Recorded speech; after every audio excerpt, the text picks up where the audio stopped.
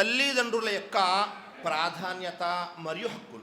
ఈ అంశాన్ని చర్చకు తీసుకురావడానికి గల ముఖ్య కారణం ఏమిటి అనే విషయాన్ని మనం కాస్త పరిశీలన చేశామనుకోండి, మన సమాజంలో తల్లిదండ్రుల పట్ల తీరు ఎలా ఉంది అనేది మీ అందరికీ తెలిసిన విషయమే. మచ్చుకకి కొన్ని విషయాలను చర్చిస్తాను, జాగ్రత్తగా వినండి. సమాజంలో తల్లిదండ్రుల పట్ల 3 వర్గాలుగా ఉన్నారు. ఒక వర్గం ప్రజలు ఎలా ఉన్నారు? వారు బాగా చదువుకొని మంచి విద్యావంతులైపోయి వెస్ట్రన్ కల్చర్కి అలవాటైపోయి విదేశాలకు వెళ్ళి అక్కడ ఉన్నటువంటి అలవాట్లన్నీ కూడా అలవాటు చేసుకొని తల్లిదండ్రుల్ని ఎలా చూస్తారు అంటే, వీరు ముసలి వాళ్ళు అయిపోయారు కాబట్టి వీరితో మాకు ఎలాంటి పని లేదు, వీరితో ఎలాంటి లాభము జరగటం లేదు కాబట్టి, వీరి వల్ల ఎలాంటి ఉపయోగము మాకు లేదు కాబట్టి అని తల్లిదండ్రుల్ని పక్కకు పెట్టేసేవారు చాలామంది ఉన్నారు ప్రపంచంలో. అనేక దేశాల్లో అయితే తల్లిదండ్రుల్ని ఇంట్లో నుంచి పంపించి వేస్తే వాళ్ళకి ప్రత్యేకంగా ఓల్డ్ ఏజ్ కేర్ అని, ఓల్డ్ ఏజ్ హోమ్ అని ఇలాంటి పేర్లతో ఇలాంటి ముసలి వాళ్ళైనటువంటి తల్లిదండ్రులందరినీ ఒక చోట జమ చేసి వారిని పోషించే బాధ్యత ప్రభుత్వాలు తీసుకుంటూ ఉంటాయి కొన్ని చోట్ల. మరికొన్ని చోట్ల వీరు ఎవరైతే ఉన్నారో తీరిక లేకుండా సమయం గడుపుతున్నామండి, మేము మా తల్లిదండ్రుల్ని చూసుకునేటటువంటి సమయం మా దగ్గర లేదు. అందుకని మేమేం చేశాము, ఆ ఓల్డ్ ఏజ్ హోమ్లో వేసేసాము. నెలకు మా స్థాయికి తగ్గట్టుగా 10,000 ఇచ్చేవారు, 50,000 ఇచ్చేవారు, 1,00,000 రూపాయలు ఇచ్చేవారు కూడా లేకపోలేదు.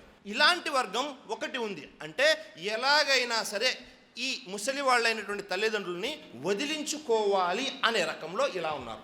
వీరిలో ఎక్కువ మంది చదువుకున్న వారే ఉంటారు. ఇది ఒక వర్గం.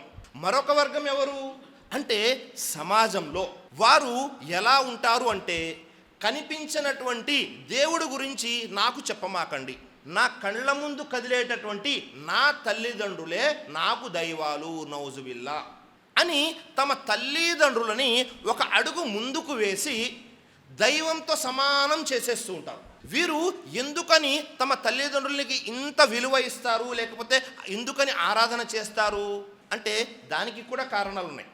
సమాజంలో ఆ తల్లిదండ్రుల ద్వారా వీరికి ధనం దొరికింది, సమాజంలో మంచి మర్యాద గౌరవము దొరికాయి. అలాగే సమాజంలో వీరికి అనేక రకాల పదవులు కూడా దొరికాయి. అంటే తల్లిదండ్రుల ద్వారా పూర్తిగా వీరు లాభం పొందారు. కాబట్టి వారేమంటారు, నా తండ్రి ద్వారా నాకు అనేక లాభాలు వచ్చాయి కాబట్టి నా తల్లిదండ్రులే నాకు దైవాలు నౌజుబిల్లా అని వారు చెబుతుంటారు. అది చూసినటువంటి మరొక వర్గం ఏమంటూ ఉంటారు, చూడండి ఫలానా అబ్దుల్లా వాళ్ళ నాన్నగారు తమ కుమారులకి ఎంత ధనం ఇచ్చారు, 2 కోట్ల స్థలం ఇచ్చారంట, 4 కోట్ల పొలం ఇచ్చారంట, మంచి పదవులు ఇచ్చారంట, మీరు నాకేమిచ్చారు అని వాళ్లతో వీళ్ళని సరిచూసుకొని, మీరు నాకు ఏమీ ఇవ్వలేదు కాబట్టి నేను మీ విలువని ఇవ్వను, నేను మీ హక్కుల్ని నెరవేర్చను అని వీరు తల్లిదండ్రుల్ని అనేక రకాల మాటలతో వారి చేతలతో ఇబ్బందికి గురి చేస్తూ ఉంటారు. మీరు ఆనాటి కాలంలోనే ఒక 4 సెంట్లు కొలుంటే ఇప్పుడు ఎంత విలువ పెరిగేది, ఈరోజు మనకు ఒక సొంత ఇల్లన్నా ఉందా అని ప్రతి విషయంలో తల్లిదండ్రులనే దోషులుగా నిలబెడుతూ ఉంటారు వీరు. ఎందుకని, వారితో సరిచూసుకొని. మనం ఇప్పుడు మొదటి వర్గంలో ఉండాలా, 2వ వర్గంలో ఉండాలా, 3వ వర్గంలో ఉండాలా అంటే ఈ 3 వర్గాల్లో మనము ఉండకూడదు. ఎందుకని, మిమ్మల్ని నన్ను పుట్టించినటువంటి సృష్టికర్త నిర్ణయించాలి మనము మన తల్లిదండ్రులతో ఎలా ఉండాలి అని. ఎవరికి నచ్చినట్లు వారు, ఎవరికి ఇష్టం వచ్చినట్లు వారు విలువ పెంచడమో విలువను తగ్గించేయడమో ఎట్టి పరిస్థితుల్లో చేయకూడదు సోదరులారా.